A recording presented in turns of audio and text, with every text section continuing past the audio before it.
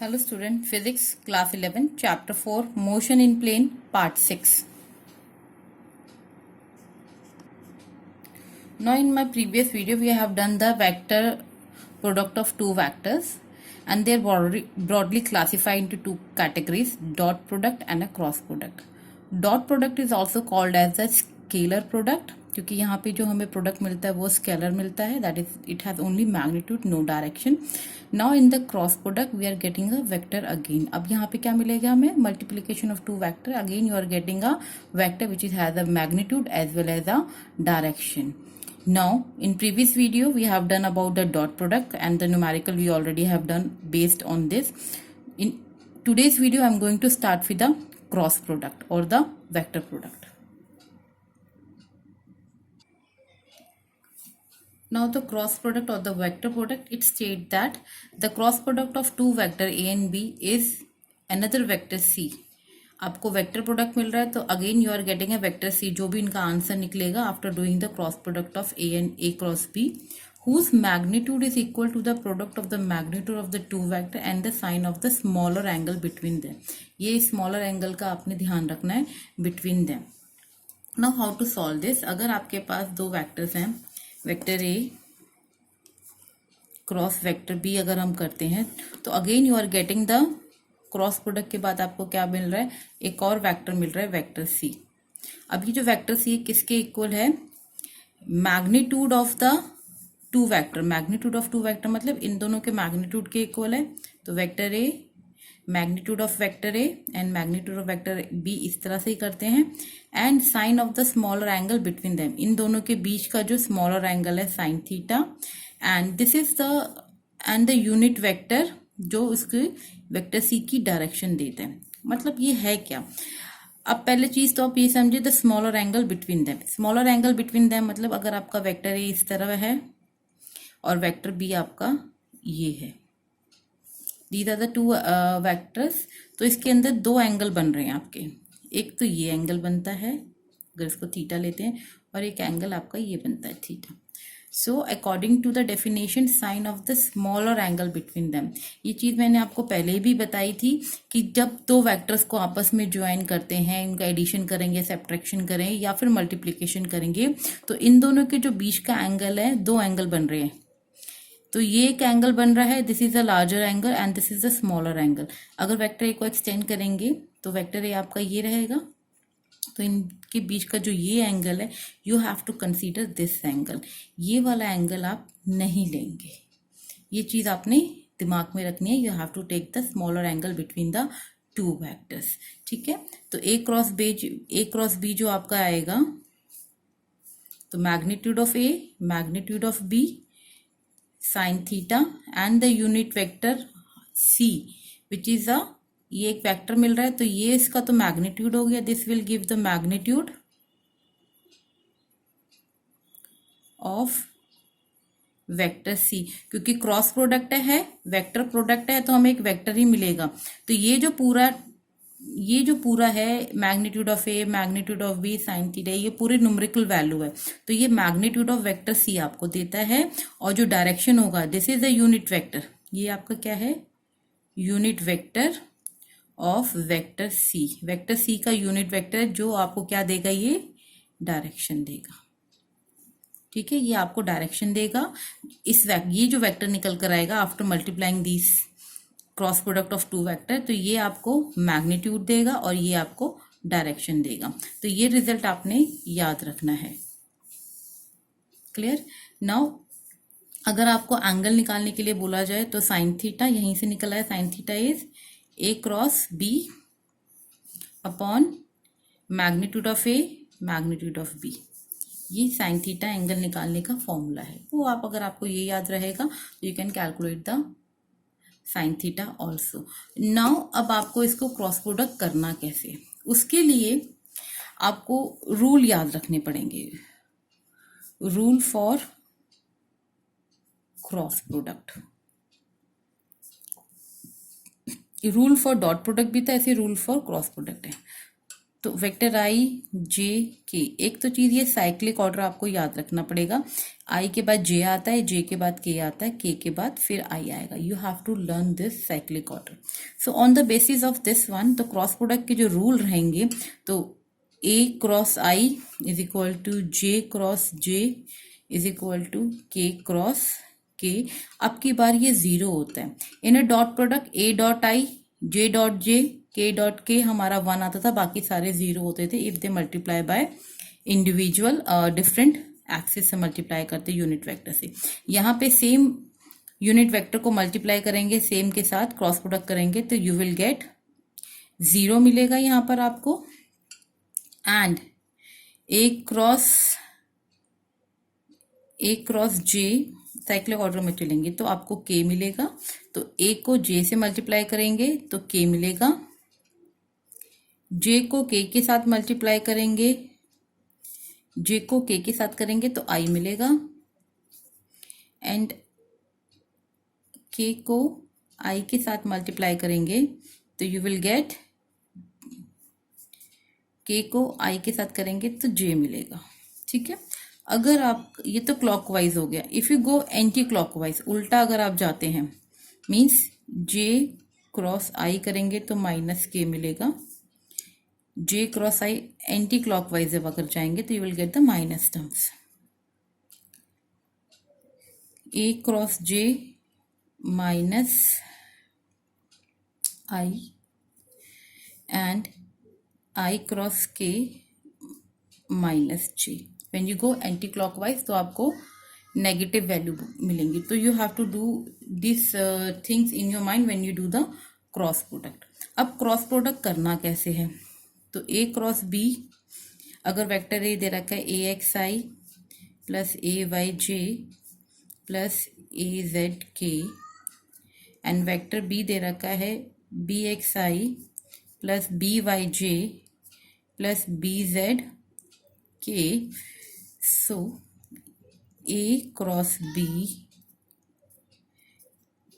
तो आपने simple multiplication करनी है, A X I plus B Y J plus A Z K cross B, vector B, B X I plus B Y J plus B Z K. तो जो आप करते आए हो अभी तक, जो हमने डॉट प्रोडक्ट में भी किया था कि first term multiply by the whole bracket plus second term with the whole bracket plus third term with the whole bracket. After looking all these things keep in your mind, then you will get the result. तो it's a complicated situation हो जाएगी। उसमें हम जब करेंगे तो हमारे answer हो सकता है आफ्टर डूइंग दीज थिंग, ये जब करते हैं तो हमारे आंसर प्लस माइनस में गलती होने के चांसेस ज्यादा रहते हैं। तो I am giving you the simplest method जो इसको सॉल्व करने के लिए आपको हेल्प करेगा, विच इज अ न्यू मेथड। वो आपको लर्न करना है। लर्न मतलब उसको समझना है कैसे कर रहे हैं। तो ए क्रॉस बी के लिए हम करते हैं मैट्रिक्स मेथड। ये आपका 12th में भी आपको आएगा, तो हम आपको अभी सिखा रहे हैं to do this thing in a simplest way. तो ये हम मैट्रिक्स बनाते हैं, बड़ी सी ब्रैकेट बनाते हैं, यहाँ पे आई जे और के लिखे जाते हैं। तो since I am taking the A first, A cross B ले रहे हैं, तो जो मैं इसकी नीचे की जो रो लूंगी ये 3x3 का मैट्रिक्स है। 3 रोज एंड 3 कॉलम्स का मैट्रिक्स है, ये 3x3 का मैट्रिक्स है। ठीक है, तो यहाँ पे फर्स्ट में आई जे के ले रही हूं मैं, जो कि कॉमन है इसमें। अब जो वेक्टर ए है इसके, क्योंकि मैंने पहले वेक्टर ए है तो इसी की कोफिशिएंट पहले लगाऊंगी मैं, A X A Y A Z, and बाद में बी के हैं तो बाद में बी के लगाएंगे, बी एक्स बी वाई और बी जेड। अगर आपका फॉर्मूले के अंदर ए क्रॉस बी दिया गया, इसका मेथड ये है, अगर आप बी क्रॉस ए करेंगे इसका आंसर डिफरेंट आएगा, you will gate a different answer. ठीक है, तो जब जैसे भी कहा गया है आपको क्वेश्चन के अंदर ए क्रॉस बी करना है तो पहले ए लिखेंगे फिर बी लिखेंगे। अगर आपको बी क्रॉस ए करेंगे तो पहले बी लिखेंगे फिर ए लिखेंगे। इस चीज का आपने ध्यान रखा, दोनों में ही डिफरेंट आंसर आएंगे। यहां पर जो होता है डॉट क्रॉस प्रोडक्ट में, A cross B is not equal to B cross A, ये आपकी प्रॉपर्टी है। ये आपको ध्यान रखना है, A cross B is not equal to B cross A. तो अगर आपका ए क्रॉस बी है तो आपने इसी पहले ए लिखेंगे फिर बी लिखेंगे। अगर आपसे बी क्रॉस ए पूछा गया है तो पहले आप बी लिखेंगे, then you have to write A. अब इसको किस तरह से सॉल्व करेंगे, let's see. Now A cross B, अब इनको हमने स्मॉल ब्रैकेट्स में कर लेंगे। तो पहले हम क्या करते हैं, स्मॉल ब्रैकेट्स लगाने के पहले आई एक स्मॉल ब्रैकेट लगाएंगे प्लस जे, अगेन एक small bracket plus K, again एक स्मॉल ब्रैकेट लगाएंगे। Now how to solve this, इसको समझो कैसे सॉल्व करना है इसको। तो जब हम इसे करते हैं तो इसकी जो जब आई लेते हैं तो आई की रो हाइड कर देंगे और आई का कॉलम हाइड कर देंगे, ठीक है। तो अब आपके पास बचे ये चार क्वांटिटीज, तो इन चारों को आपने एज इट इज उतार लेंगे, A Y, A Z, B Y,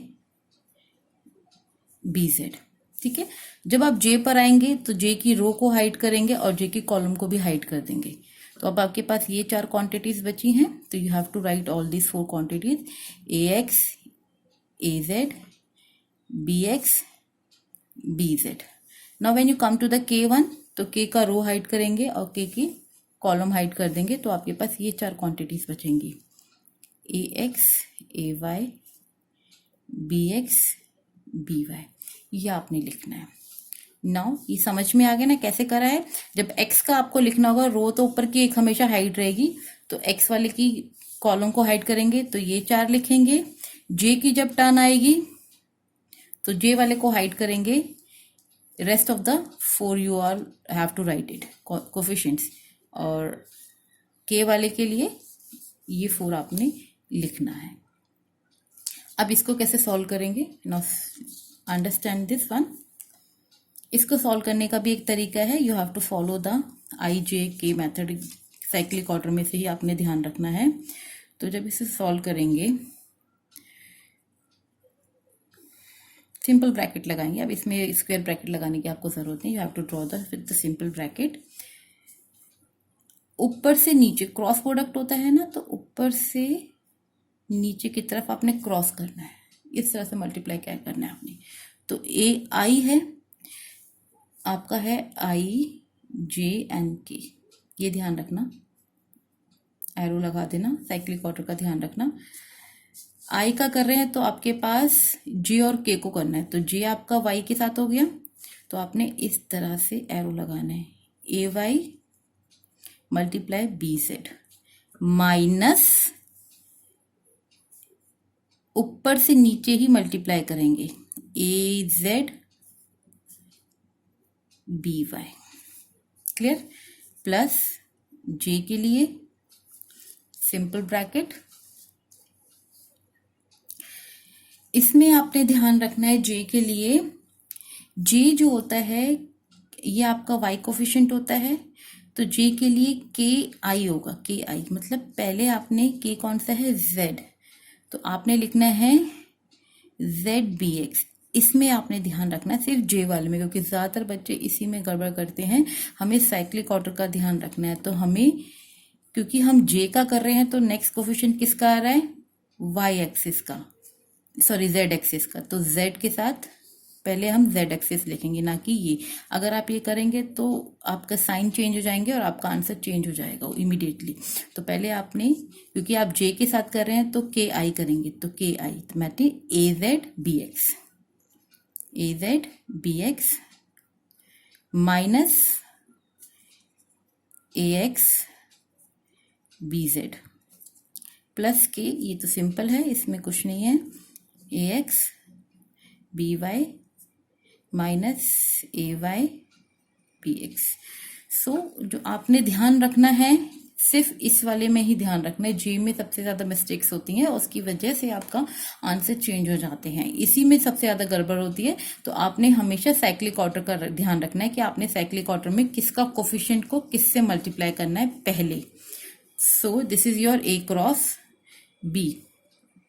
so either you remember this formula, ये पूरा आपको फॉर्मूला याद कर लीजिए, नहीं तो ये मेथड जो मैंने आपको बताया है वो करिए।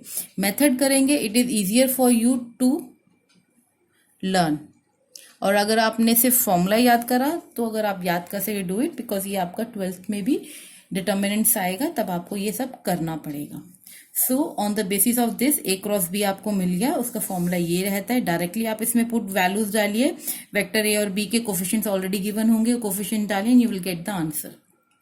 तो जो आपको मिलेगा वेक्टर मिलेगा सी मिलेगा, वो आई जे के की फॉर्म में मिलेगा। तो आई जे के की फॉर्म में मतलब you have the magnitude, this is the magnitude for I direction, this is a magnitude for J and this is a magnitude for K. So you have to remember these things. Now on the basis of this result, a special cases हम कर रहे हैं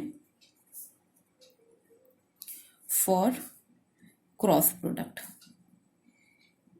अब हम special cases कर रहे हैं cross product की, ये आपको ध्यान में रखना है, क्रॉस प्रोडक्ट के special cases. Now case number 1 है when two vectors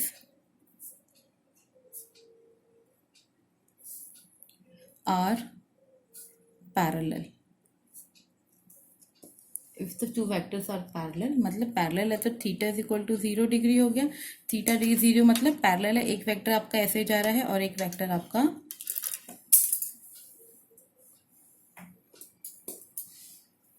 पैरेलल हो गया, तो थीटा आपका 0 हो गया। तो this is your when the two vectors are parallel, तो थीटा आपका 0 हो गया। नाउ cos थीटा, तो यहाँ पर क्योंकि हमें साइन निकालना होता तो यहाँ पे क्या हो जाएगा, साइन 0 डिग्री इज योर 0 हो जाएगा।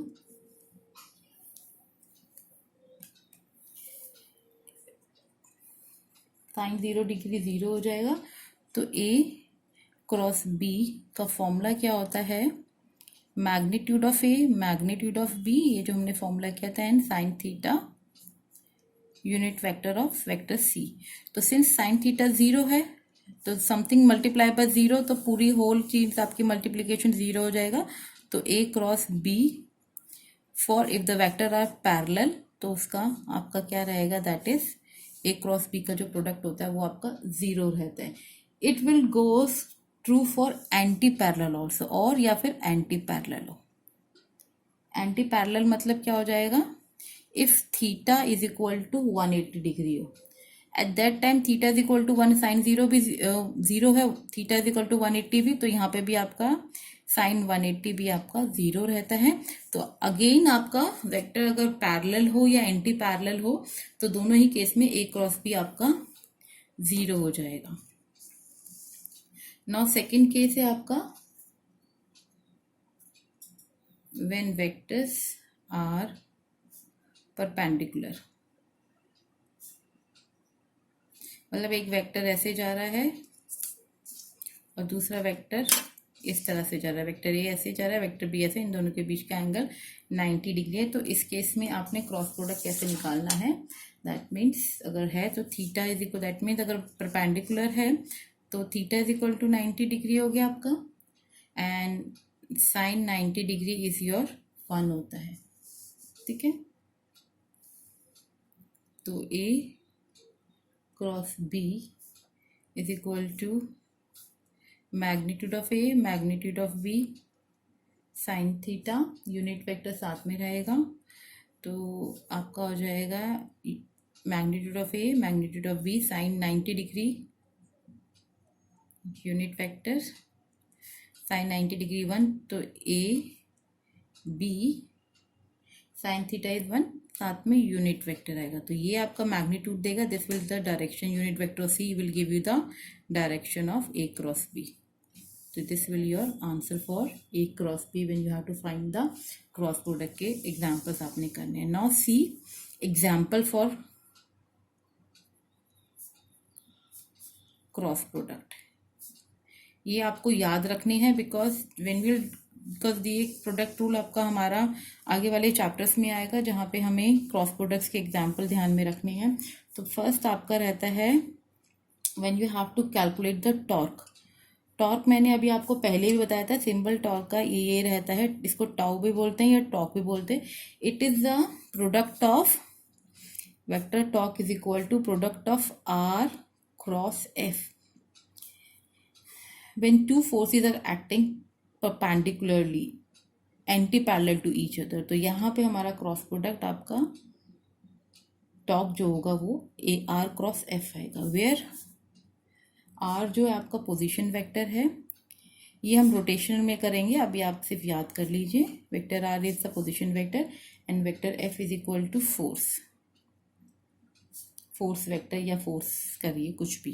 तो यहाँ पे क्या होता है, जब आप कैप को किसी भी कैप को रोटेट करते हैं, जैसे आप ये कोई कैप है, आप इसको रोटेट कर रहे हैं, तो मेरे थंब से और मेरी ये आप देखो कैप को रोटेट कर रहे हैं, तो मेरे थंब से और मेरी फिंगर से दो अपोजिट फोर्स लग रही है। थंब वाली इस तरफ फोर्स लग रही है एंड फिंगर वाली इस तरफ फोर्स लगी है, तो I am acting to opposite forces कर रहे हैं उसको। तो जब ये रोटेशनल मोशन दे रहा है, ये रोटेशन में करेंगे, उसको हम टॉर्क करते हैं। When the two opposite equal forces acting in opposite direction, that will comprise the torque.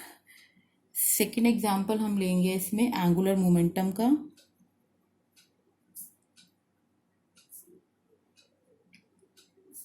which is denoted by letter L and angular momentum vector है it is equal to R cross P। तो यहाँ पे जो R है वो आपका वही position vector है और वेक्टर P जो है that is linear momentum.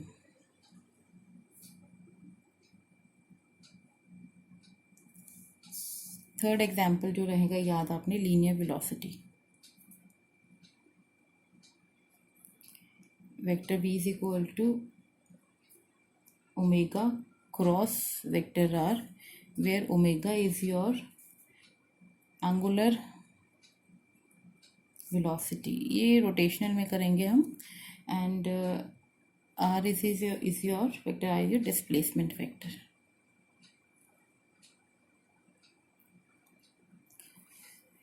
In result का again I am telling you, you have to think that यहाँ पे अगर आपने जब न्यूमेरिकल करेंगे which is based on mostly on torque पे ज़्यादातर हम न्यूमेरिकल्स करते हैं क्रॉस प्रोडक्ट के। तो जब हम क्रॉस प्रोडक्ट में अगर आपको वहाँ पे पोजीशन वेक्टर दे रखा है या डिस्प्लेसमेंट वेक्टर दे रखा है, you can put position vector को हम डिस्प्लेसमेंट वेक्टर भी लिख सकते हैं, ठीक है। It is only the definition है। तो अगर आपको डिस्प्लेसमेंट एंड फोर्स दे रखा है, तो जब आप इसका क्रॉस प्रोडक्ट निकालेंगे बाय दिस मेथड, जब इसका क्रॉस प्रोडक्ट निकालेंगे बाय दिस मेथड, तो again I am telling you, you have to remember this. यहाँ पे पहले r क्रॉस f करेंगे, जब आप इसको वेक्टर फॉर्म में लिखेंगे, यहाँ पर जब आप इसको वेक्टर फॉर्म में लिखेंगे तो पहले r लिखेंगे फिर f लिखेंगे, otherwise your answer get change. अगर आपने f इंटू r कर दिया तो फॉर्मूला समटाइम बच्चे लिख देते हैं f क्रॉस r, क्योंकि डेफिनेशन में फोर्स इंटू डिस्प्लेसमेंट करके कर रखा है, लेकिन अगर आप करेंगे तो आपका आंसर गलेगा। This is a wrong answer, wrong formula, ये फॉर्मूला रॉन्ग है, आपने r क्रॉस f ही लर्न करना है। सो end up my today's session here. Will perform some numerical which is based on the cross product in my next video.